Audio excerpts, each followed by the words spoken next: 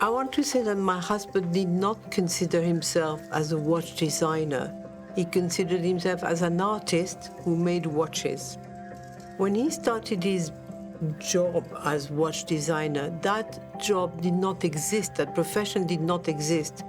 People would go and choose a watch, a bracelet, separately, match it, and that was the way watches were made.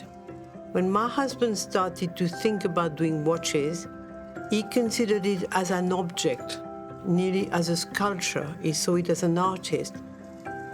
Therefore, the bracelet, the watch, the buckle, the dial, everything had to be a work of art. So yes, he was probably the first watch designer, but he would have told you he was an artist who made watches.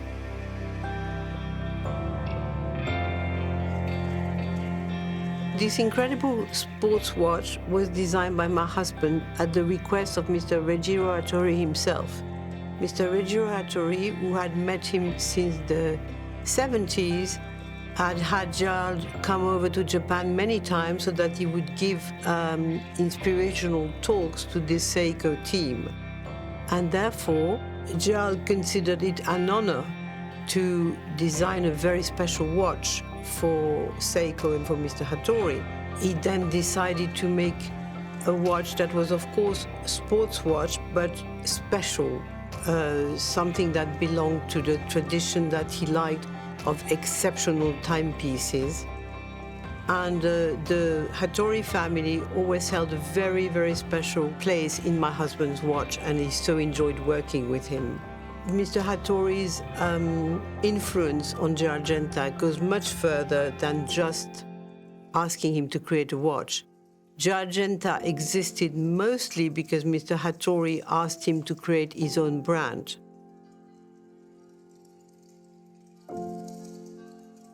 Well, he loved the idea of doing that because he was a great admirer of Asia and Asian culture. Of course, in the 70s, he was considered not very popular doing this connection with Japan. But my husband did not care because he had a very strong love story with Japan and with its culture. He's always loved the attention to detail, the perfection, the courtesy, the respect that Japanese people have for each other and for other people and their culture. First of all, I want to say that my husband very rarely named watches, so that is quite rare that he gave the name to the watch. Very rarely. Often, even our own watches were not named. So this one he wanted especially to be named Locomotive, which has got two meanings in France. It means that machine that is pulling the train, that has got all that power. So he wanted that watch to be powerful to the brand. And it's also got the meaning that a locomotive is a great success. First, to be that pulling power, but also he felt that the locomotive would be a great success for the brand and would be the timepiece that would define it for many, many years. The Credor Locomotive was produced in 1979 and remains one of Genta's most important creations. It is also the symbol of a deep friendship and mutual respect between Gérald Genta, named the Picasso of watches, and Japan.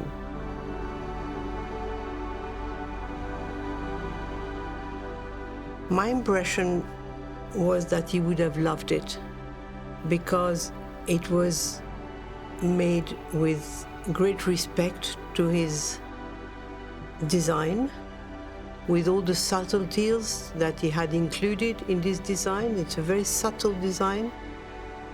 I think the locomotive is really a child of Gérald Genta, and that it will certainly remain in the long history of his bestsellers as part of the family.